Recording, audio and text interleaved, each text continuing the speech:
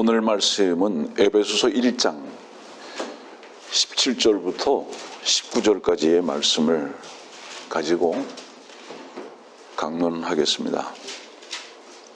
에베소서 1장 17절 말씀부터입니다. 우리 주 예수 그리스도의 하나님 영광의 아버지께서 자기를 아는 지식 안에서 지혜와 계시의 영을 너희에게 주시어 너희의 지성의 눈을 밝히셔서 너희로 하여금 그의 부르심의 소망이 무엇이며 성도들 안에 있는 그의 유업의 영광의 풍성함이 무엇인지 또 그의 강력한 능력의 역사하심을 따라 믿는 우리에게 행하신 그의 능력이 지극히 위대하심이 어떤 것인가를 너희로 알게 하시기를 원하노라. 이 말씀에 대한 그 사실적이고 지식적인 부분을 잠깐 먼저 소개하면, 알게 하시기를 원하노라라는 이 말씀의 결론은 무엇으로부터 출발하냐면 아버지께서 자기를 아는 지식 안에서, 이 지식 안에서라는 것은 지혜와 계시의 영을 담고 있는 그릇입니다. 그러니까 우리가 성경 말씀을 공부해야 하는 이유는 뭐냐면, 그리고 그 지식적으로 그것을 이해해야 하는 이유는 뭐냐면, 그 지식을 바로 알았을 때 그 지식 안에 지혜의 영과 계시의 영이 그 안에 있다 이 말입니다. 하기 때문에 먼저 성경을 바로 배워야 합니다. 어떤 사람이 요번에 저에게 많은 질문을 하고 많이 배웠어요. 신실이라는 게 무슨 뜻입니까? 믿음이라는 건 무슨 뜻입니까? 온유라는 것은 어떤 뜻입니까? 이제 이런 것들은 세상에서 별로 쓰여지지 않는 단어들이니까 이제 그런 것들을 질문하고 이제 주고받는 과정이 있었었는데, 여러분들 지식이라는 것은 무엇 자체를 말하는 것이 아니라 그 무엇 자체에 대한 설명을 말하는 것입니다. 다시 말하면 사과 자체를 말하는 것이 아니라 사과에 대해서 설명하는 것이 지식이라 그러는 거예요.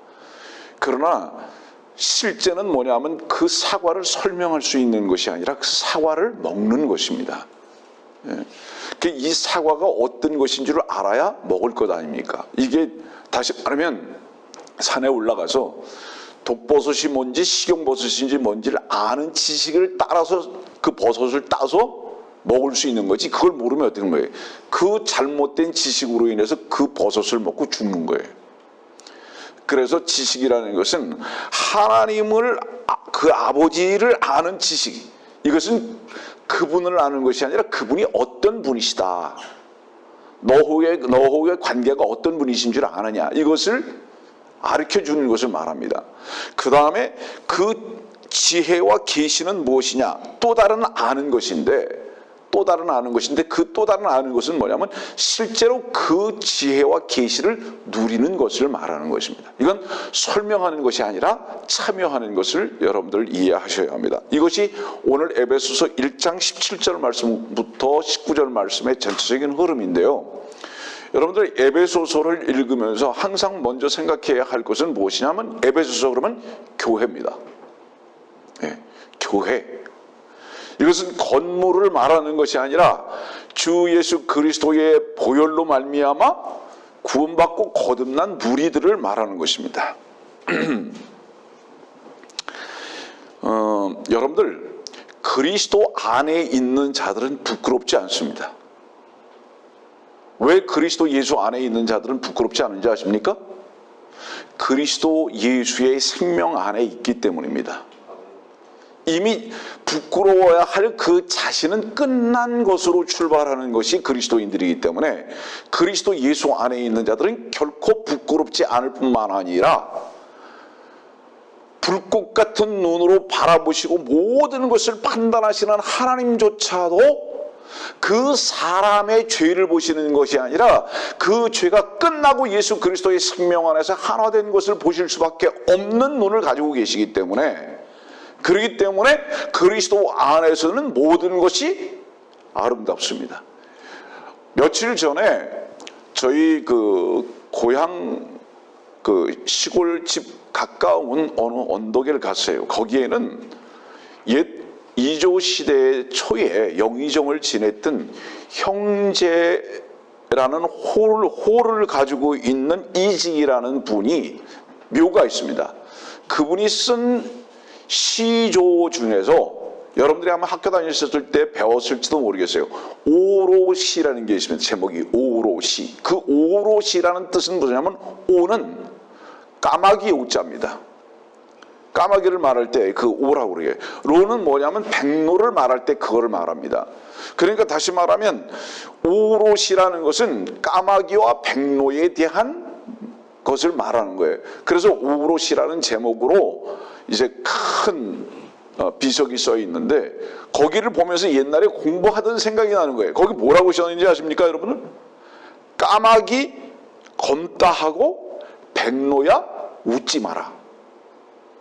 까마귀가 검다고 백로 너 웃지 마라 이 말이에요. 비웃지, 여기서 웃는다는 것은 비웃는 걸 말하는 거예요. 왜냐하면 겉모습은 어떠죠? 완전히 까마귀가 새까만 거예요. 그러니까 하얀 백로가 그 까마귀를 보고 비웃는 겁니다. 아, 너는 왜 이렇게 새까마니? 이렇게 웃는 거예요.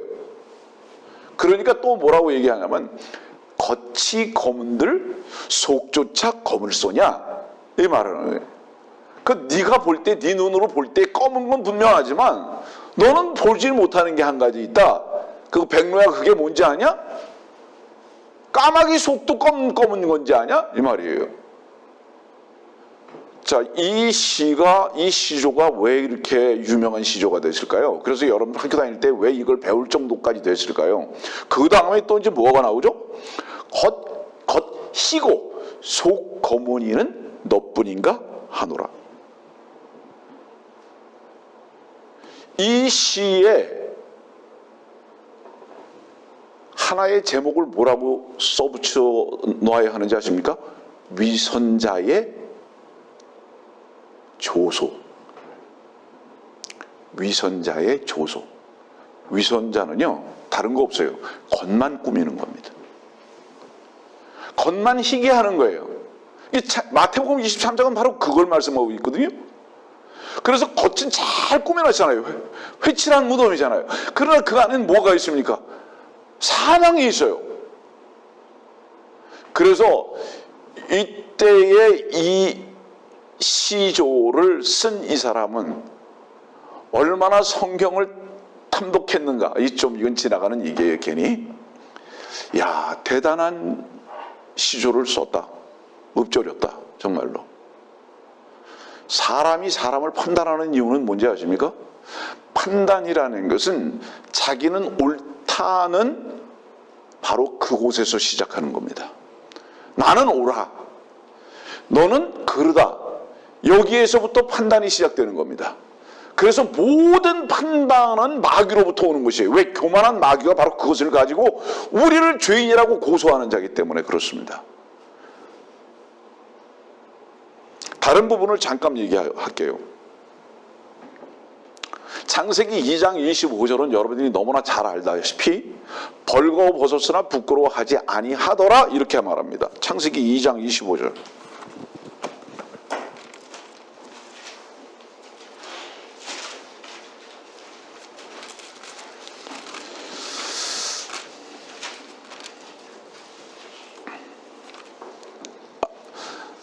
남자와 그의 아내가 둘 다 벌거벗었으나 부끄러워 아니하더라. 자, 이 말씀을 오늘 조금 여러분들에게 구체적으로 강론을 합니다. 남자와 그의 아내가 둘 다 벌거벗었으나 부끄러워 아니하더라. 왠지 아십니까? 남자가 벗었기 때문에 여자도 부끄럽지 않다 이 말이에요. 하나였다 이 말입니다. 예? 여기서의 이 남자는 로마서에 있는 말씀에 따라서 두 번째 마지막 아담이신 주 예수 그리스도의 그림자로 우리는 배우고 있습니다. 그런데 이 말씀에 대한 사실은 그 실질적인 배경이 뭐냐 하면 7절 말씀이에요. 3장 7절. 그러자 그들의 눈이 둘 다 열려 그들은 자기들이 벌거벗은 줄 알고 무화과나무 잎을 엮고 자기들의 치마를 만들더라. 창세기 3장 7절에서 이들은 지금 이제 옷을 만들어서 입고 있어요. 그런데 너희들은 사실은 만들어서 입을 필요가 없는 자들이었어. 원래가 이 말이에요. 괜찮아. 벌거벗었어도 괜찮은 자들이었어 원래. 그런데 너희들이 왜 입게 됐는지 아느냐? 볼 것을 잘못 보다 보니까 너희들까지도 보게 됐다 이 말이에요. 뭐를 보게 됐죠? 뱀이 지시하는 것을 보게 되다 보니까, 그 뱀이 지시하는 걸 보게 되다 보니까 결국은 뭐를 보게 된 거예요? 자기들의 모습도 보게 되더라 이 말이에요. 여러분들 다른 사람들을 그리스도 안에서 보지 아니하고 여러분들의 육신의 눈으로 보기 시작을 하면요, 먼저 보고 있는 그 사람이 그리스도 밖에서 보고 있다는 것을 절대로 잊어버리지 마십시오. 여러분들이 그리스도 안에서 형제와 자매들을 판단할 수 없는 가장 중요한 이유가 뭔지 아세요? 그도 죽었고 나도 끝났다 뿐만 아니라 그도 죽었고 나도 끝난 것이 아니라 그리스도께서 그를 아름답게 보고 계신 그 눈이 이미 내 안에서 확증되었기 때문에 주께서는 지금도 나를 어여삐 여기실 뿐만 아니라 지금도 나의 벌거벗음을 결코 그분은 부끄럽게 여기지 아니하시는 것을 내가 알기에 내 스스로 위선의 옷을 입을 필요가 없다. 이런 의미에서 다른 사람들도 도저히 판단할 수 있는 눈이 가려버리는 것을 말하는 겁니다. 보세요. 눈은 몸에 있지 아니하고 머리에 있어요. 입은 팔에 있지 아니하고 머리에 있어요. 이 말씀을 여러분들에게 하는 이유가 뭔지 아세요? 하나님께서만 정확하게 보실 수 있는 눈이세요. 그분만 빛이시란 말이에요. 그리고 그분께서 보시는 그 눈과 그 빛은 그 주님의 입을 통해서 뭐라고 말씀하시는지 아십니까? 네가 나를 아버지라고 부르는 한, 너와 내가 하나인 한 나는 너를 결코 부끄러워할 수가 없다. 너의 부끄러운 모든 것은 이미 다 끝났다라고 그분의 눈과 그분의 입이 우리들에게 증거하고 계신 것을 우리 자신이 알게 된다 이 말입니다. 지금 창세기 6장에서 그러면 창세기 3장에서 벌거벗어 이 자기들의 치마를 만들었던 바로 이 이유를 창세기 2장 25절에서 야 벌거벗었지만 부끄러우지 않았는데 왜 또 만들어서 입으려고 하느냐고. 입지 마 이 말이에요. 이것은 이런 지금 현재 입고 있는 이 옷을 말하는 게 아닙니다. 저는 밖에서 말씀을 들으시는 분들이 이 부분에 대해서 새로운 조명이 있기를 바랍니다. 왜냐하면 제가 아는 한 이 창세기 2장 25절에 대한 제대로 된 조명이 접해볼 수 있는 경험들이 없었으리라고 생각하기 때문입니다. 맞죠? 네. 자 보세요. 그 이제 뒤로 넘어와서 창세기 3장 보세요. 21절 보니까 또 주 하나님께서는 아담과 그 아내에게 가죽으로 옷들을 만들어 그들에게 입히시니라. 가죽으로 옷들을 만들어서 그들에게 입히셨거든요. 이것은 옷이 아니에요. 이것은 정확하게 말하면 뭔지 아세요? 벌거벗은 상태 그대로를 말하는 거예요. 조금 더 구체적으로 말합니다. 이 옷을 다 벗어버리면 뭐가 나오는지 아세요? 가죽 옷이 나오는 거예요. 이해합니까? 이 옷을 다 벗어버리면 가죽 옷이 나와요. 하나님 앞에 나가지 못하는 이유가 뭔지 아세요? 벌거벗었기 때문에 못 나가는 게 아니라 입으려고 하기 때문에 못 나가는 거예요. 위선 때문에. 그래서 이 옷은, 이 가죽의 옷은 무엇이죠? 여러분들은 이미 알 거예요. 이건 한 마리의 짐승이신 양으로 나타나신 예수 그리스도를 가리키잖아요. 그분의 희생을 가리키잖아요. 왜 우리가 하나님께서 우리를 보실 때 미쁘게 보시고 우리가 그분 앞에서 부끄럽지 않은지 아세요? 이유가 뭔지 아세요? 예수 그리스도라는 희생의 가죽 옷을 입었기 때문인 거예요. 그렇기 때문에 실상은 벌거벗은 거예요. 이 가죽 옷이. 그러나 하나님께서 보실 때는 미쁘게 보시는 거예요. 마태복음 3장에도 보면 어떤 일이 있죠? 침례인 요한이 낙타털 옷을 입었어요. 여기서 낙타털 옷을 입었다는 것은 낙타털을 갖다가 잘라가지고 무슨 그거 가지고 실을 만들어서 입었다는 그것을 말하는 거 아니에요. 낙타 가죽 옷을 벗겨가지고 그것을 옷 입었다 이 말이에요. 다시 말하면 역시 침례인 요한도 뭔지 아세요? 가죽 옷 입은 거예요. 가죽 옷 입은 거예요. 그런데 더 놀라운 것은요, 생명수는 어디에만 담을 수 있는지 아세요? 양의 가죽에게만 담을 수 있어요. 예전에 여인들이 또 가지고 다녔던 모든 여행자들의 물은 양의 가죽을 양쪽을 네 군데를 다 묶어서 사용하는 바로 그것이었어요. 여기에만 생명수가 있어요.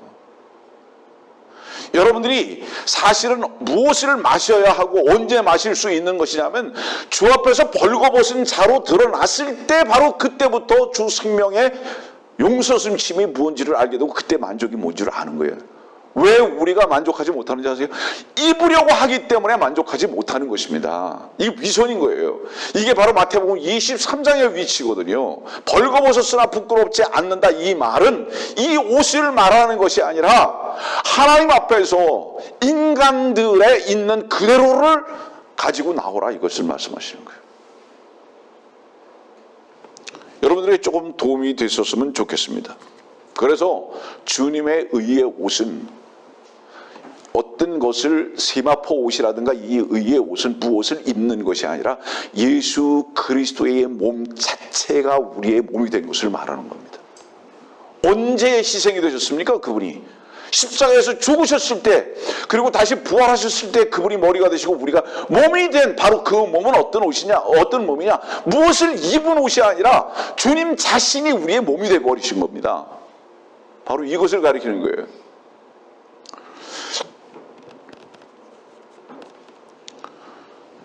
에베소서에 있는 말씀을 여러분들에게 전하면서 오늘 여러분들에게 한 가지 꼭 말하고 싶은 게 있습니다. 믿음. 다시 말할게요.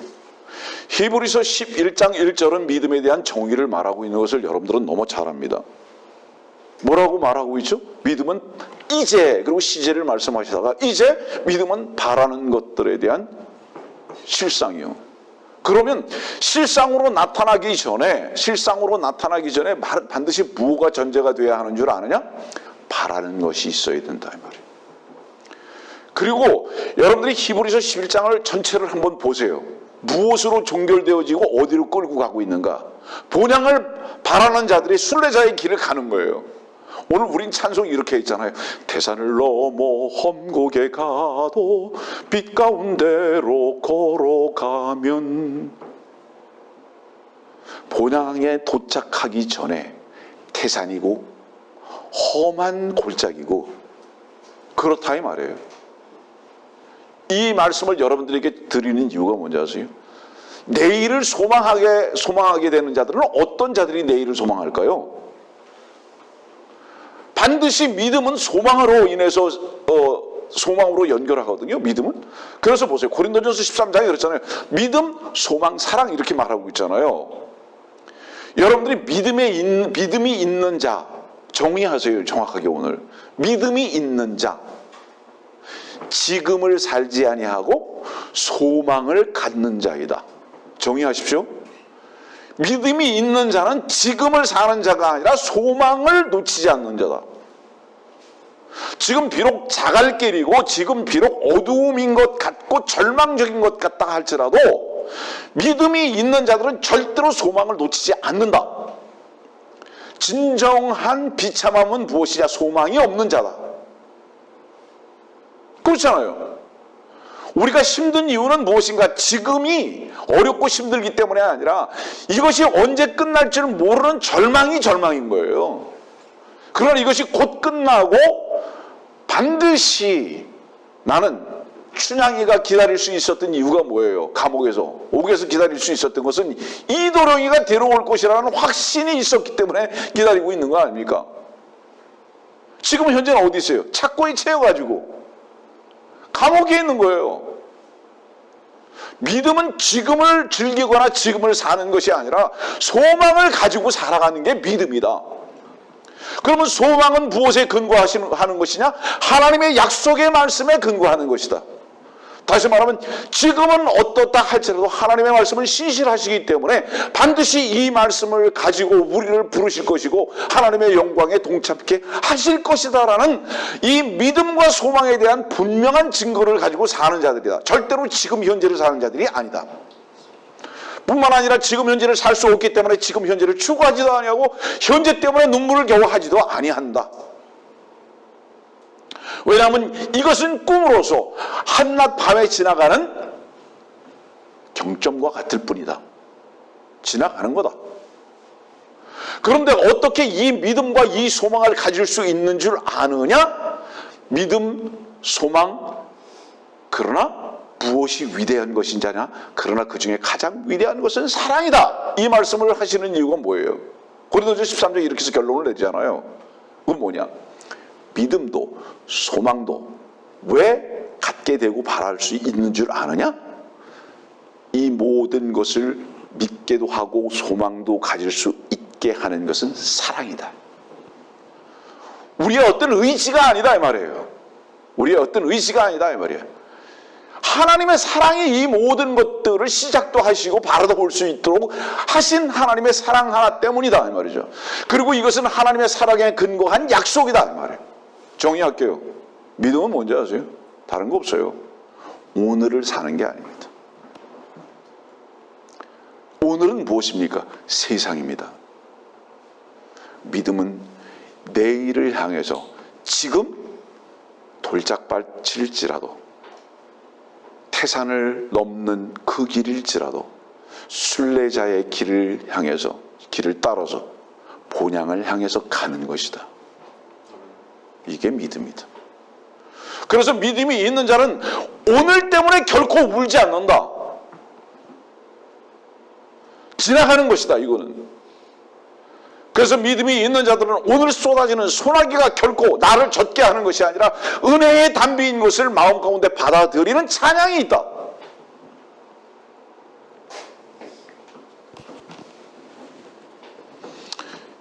우리에게 기대감이 있습니까?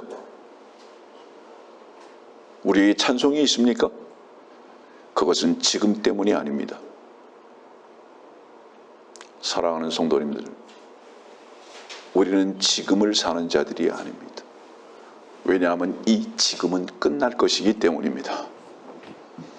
그리고 이 지금이라는 이 세상이 하나님에 의해서, 영원하신 하나님에 의해서 어떻게 종결되어지고 우리가 하나님과 하나 된 지체로서 하나님께서는 우리를 그분의 영광 가운데 반드시 동참시킬 것이라는 그 약속의 소망을 믿고 우리는 진행해 가는 자들이다.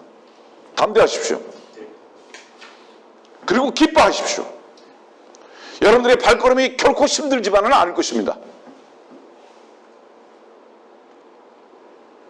십자가로 가면서 왜 찬송할 수 있느냐? 그게 끝이 아님을 알기 때문에. 그것을 통해서 새로운 태양이, 생명이 역사할 것을 믿었기 때문이다. 우리는 그런 찬송이 필요하다. 여러분들, 무엇을 꿈꾸고 사십니까?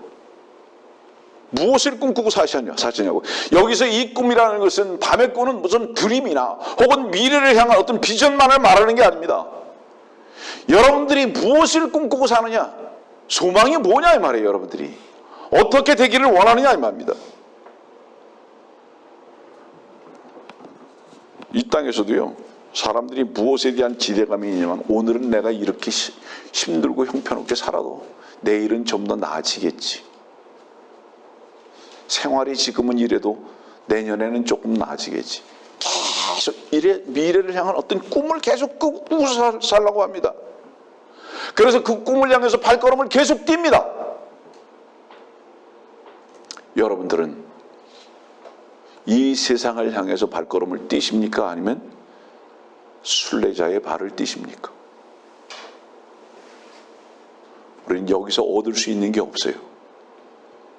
여기서 얻을 수 있는 것은 무엇인지 아십니까? 일용할 양식뿐입니다.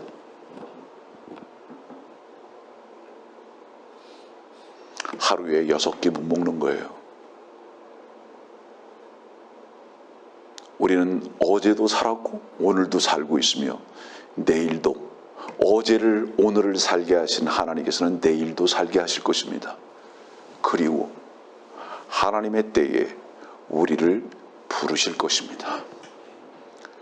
우리는 그 길 대신 그분 안에 사는 거예요. 그래서 우리의 지향점은 무엇이냐? 오늘이 아니라 내일이다. 오늘의 말씀 보니까 부르심의 소망이 무엇이며 부르심의 소망이 무엇이며, 여러분들에게 개인적으로 질문하는 거예요. 너희들의 소망이 뭐냐 이 말이에요. 어디서 불러내셨습니까? 부르심의 소망 어디서 불러내셨어요? 아실 거예요. 에크레이시아. 세상에서 불러냄을 받은 무리들 아닙니까? 그러면 왜 불러냈습니까? 거기는 불탈 거야. 거기서는 망하는 거야. 그것은 끝장이야. 그것은 꿈과 같은 거야. 영원한 나라를 위해서 너희를 불러냈다. 그것만이 소망이다 이 말씀이죠. 주께서 여러분들을 왜 불러냈느냐 아느냐? 참다운 소망 가운데 여러분들을 두기 위해서 불러냈다 이 말이에요. 여러분들은 그래서 그 주님께서 부르시는 그 부름에 반응한 자들 아닙니까? 이 말씀은 무슨 말이에요? 좌절의 이유는 이미 옛날로 끝나는 거다. 기뻐해야 할 이유도 옛날에 그것으로 끝난 거다. 너희들에겐 새로운 소망이 있다. 이미 끝나야 할 것을 가지고 기뻐하거나 슬퍼할 이유가 없는 것이다. 불러냄을 받았다면 내가 너희를 불러낸 그 소망을 볼 수 있는 눈, 비전이 있기를 바란다. 이 말씀이에요. 이것이 여러분들에게 전제로 말씀드린 것과 어떻게 일치가 되죠? 믿음 안에 사는 자들은 지금을 사는 것이 아니라 내일을 향해서 발걸음을 뛰는 것이구나. 그래서 그 내일을 향해서 발걸음을 뛰는 바로 그 소망의 발걸음 앞에 얼마나 흔들리지 아니하고 그 길을 가냐. 이게 바로 신실성입니다. 바로 이 길을 걷는 자들을 바로 믿음 안에 있는 자들이라고 성경은 우리들에게 말씀하고 있다 이 말이에요.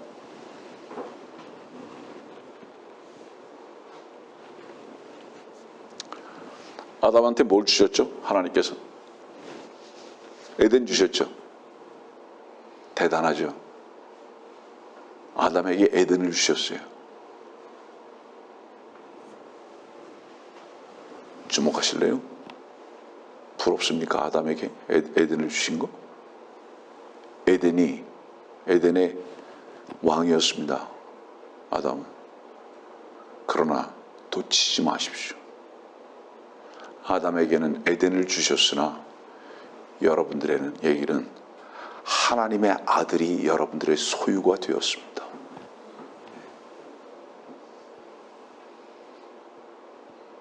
만유의 주가 여러분들이 주가 되게 하시기 위해서 여러분들에게 은혜와 선물이 되셨습니다. 그런데 이 넘치는 은혜가 무엇인 줄을 모른다면 이보다 더 불쌍한 것은 없습니다.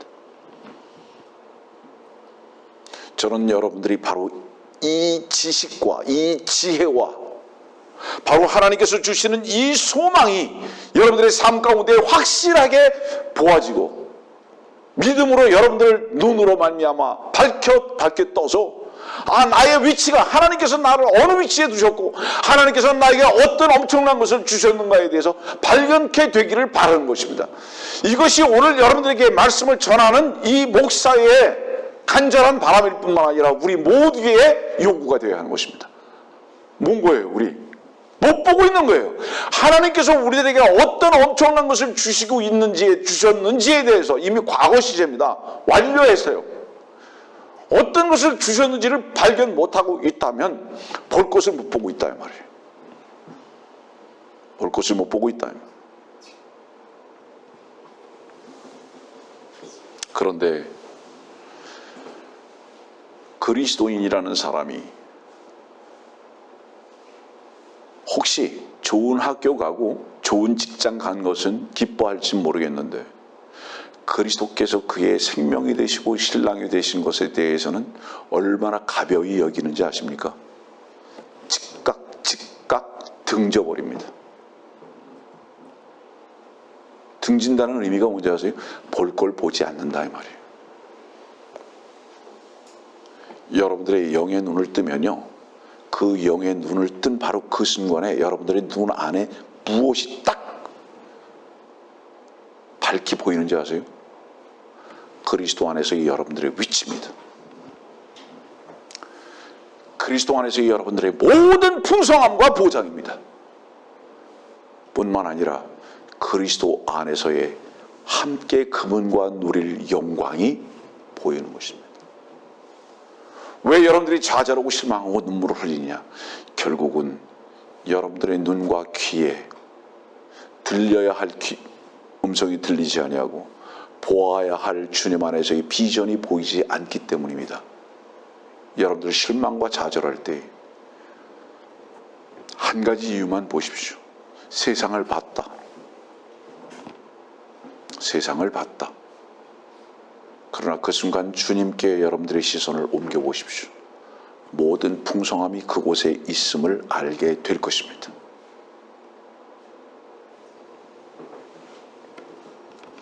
마가복음 3장 13절에 보면은요, 그 후 주께서 산으로 올라가 자기가 원하는 사람들을 부르시니 그들이 주께로 나아오더라. 빌립보서 3장 14절을 보겠습니다. 그리스도 예수 안에서 하나님이 고귀한 부르심의 상을 위하여 그 표대를 향해 쫓아갈 뿐이라. 성경에서요, 밭이라든가 들이라든가 이런 것은 여러분들이 이미 공부하셨겠지만 세상을 말합니다. 그런데 주님께서는 산에를 자주 올라가셨거든요. 왜 산에 올라가셨는지 아세요? 그거는 세상과 분리된 위치를 말씀하시는 겁니다. 그래서 마가복음 3장에도 주님께서 산으로 사람들을 부르시는 거예요. 이 말씀은 무슨 말씀이죠? 세상에 우리들을 두기를 원치 아니하시는 겁니다. 분리하기를 원하시는 거예요. 주님께서는 지금도 여러분들을 계속 산으로 부르십니다. 밭에 있지 마라. 들에 있지 마라. 원래 그 밭과 그 들은 종교인들이 있는 곳입니다. 그 시작이 카인이었잖아요. 에서잖아요. 복음서로 넘어오면 그것이 모든 종교인들입니다. 그들은 밭에서 사는 자들이에요.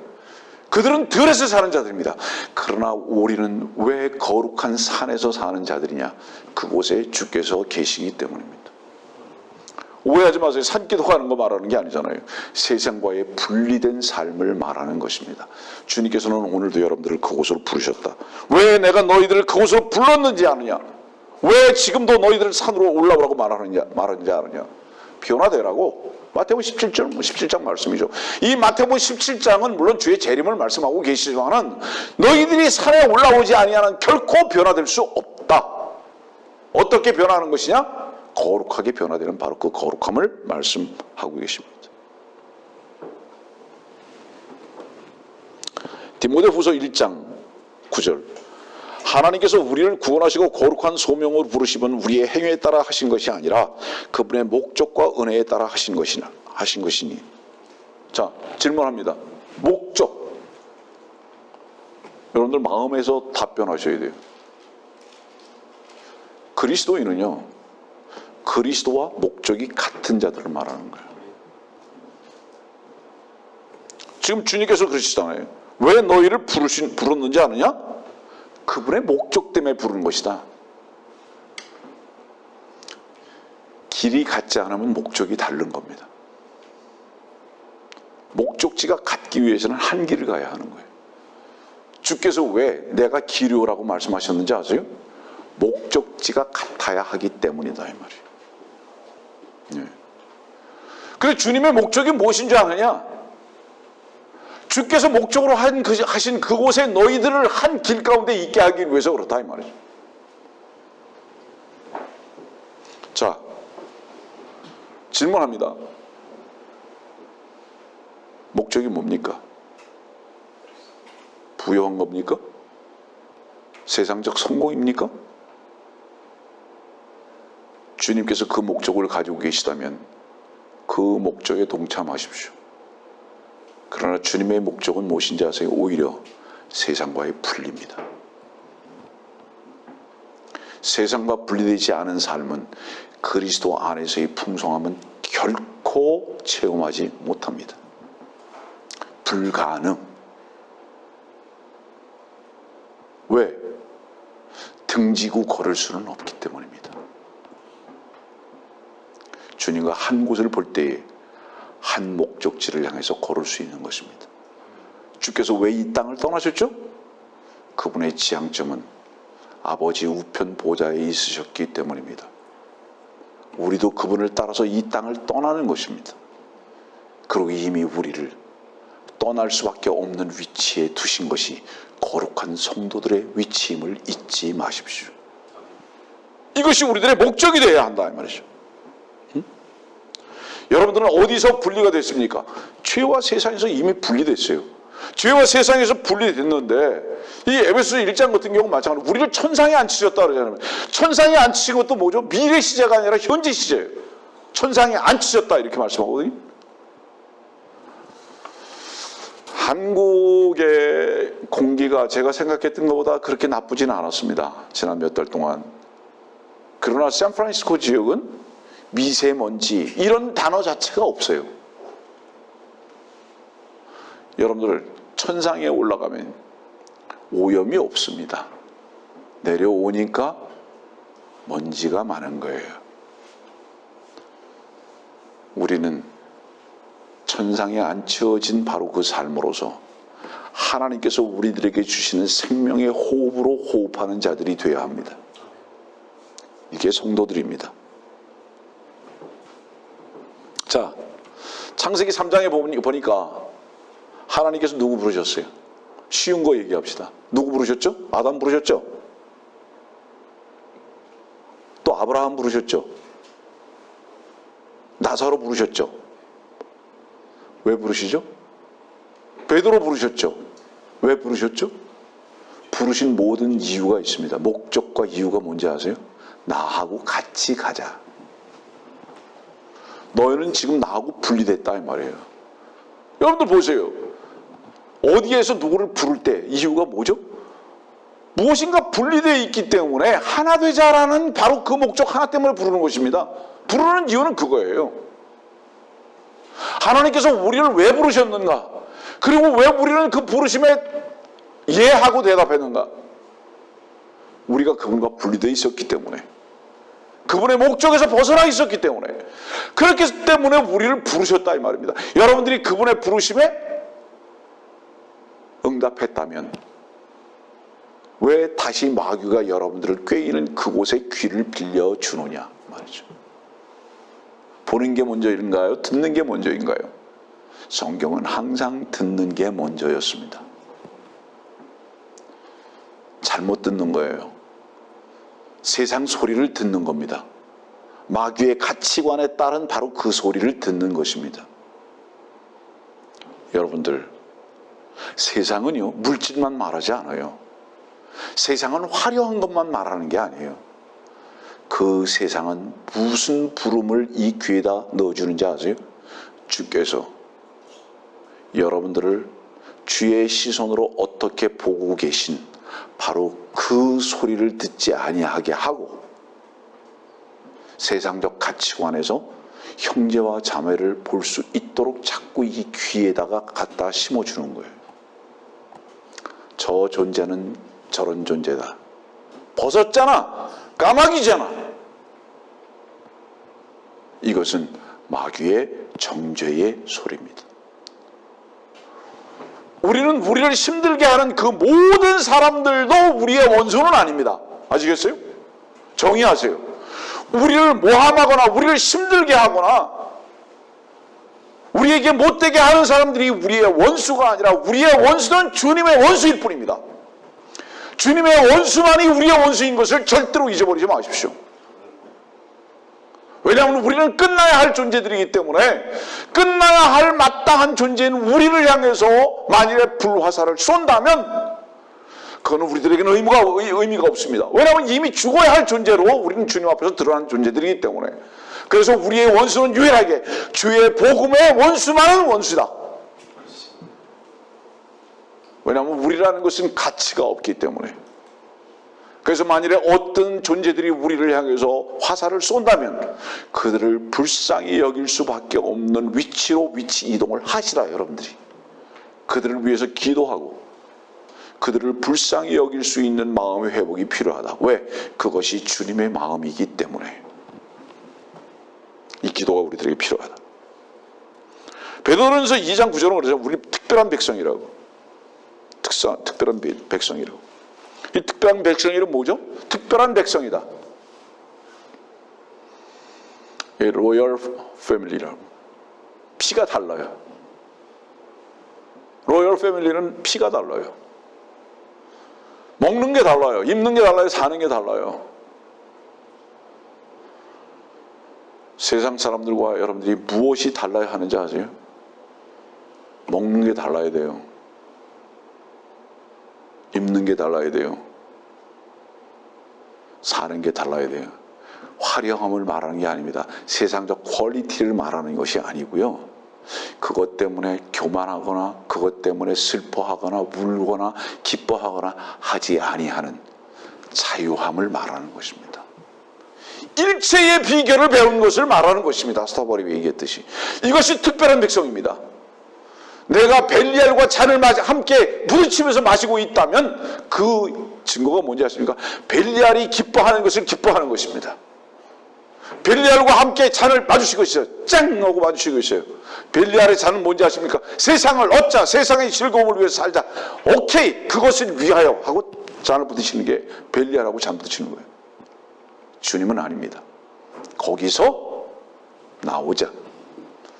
그것으로 인해서 자유하자. 아멘. 네. 그래서 우리는 주님과만 잔을 마주하는 것입니다.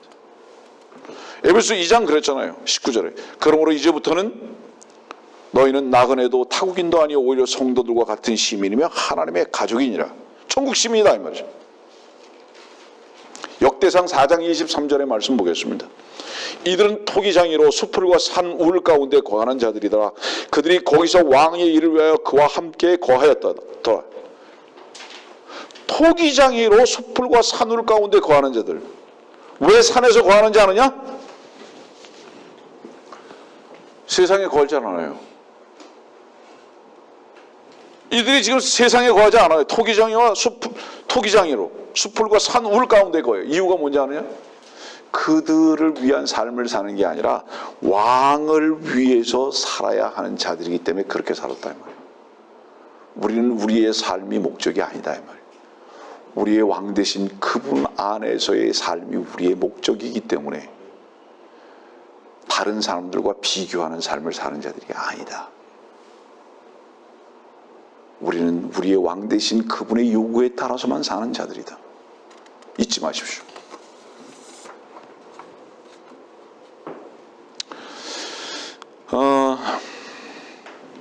말씀을 정리하겠습니다.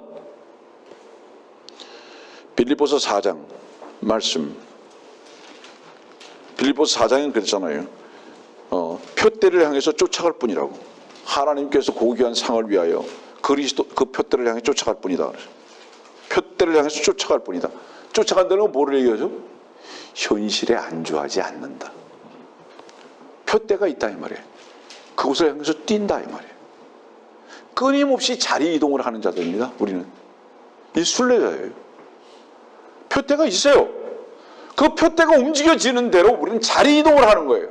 계속 텐트를 접었다 폈다 하는 거예요. 이스라엘 사람들의 광야 생활이 하나의 표본이죠. 표대가 있어요. 가나안이라는 표대가 있어요. 우리는 왜 여기 살고 있는지 아냐? 주님 앞에 순종하는 순종이라는 직업에 의해서 사는 자들이다. 정의하세요. 왜 사느냐? 무슨 직업이 너희들의 직업이냐? 이렇게만 여러분들이 마음에서 결정하십시오. 나는 주의 말씀에 순종하는 직업을 가지고 이 땅에 산다.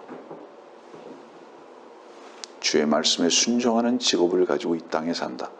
다른 삶은 취미 생활이다.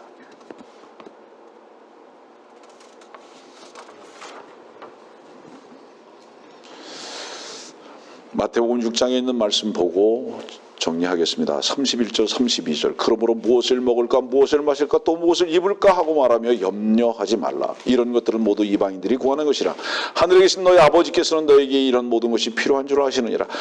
자, 하나님께서는 이러한 모든 것이 필요한 줄 아시느니라. 이건 뭔지 아세요?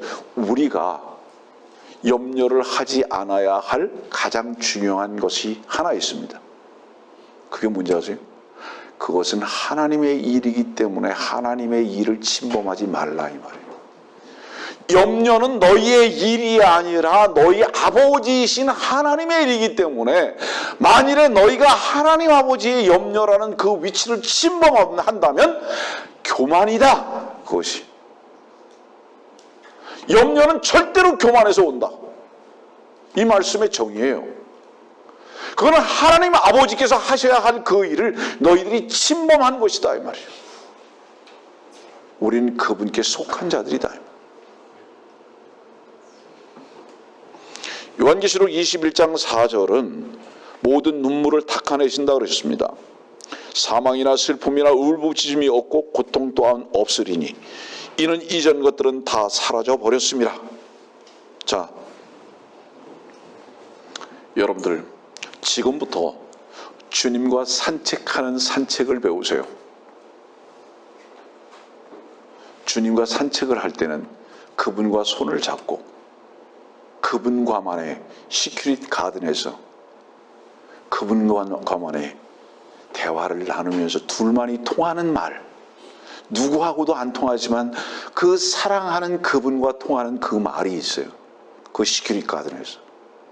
여러분들은 그분과 산책을 얼마나 자주 하십니까?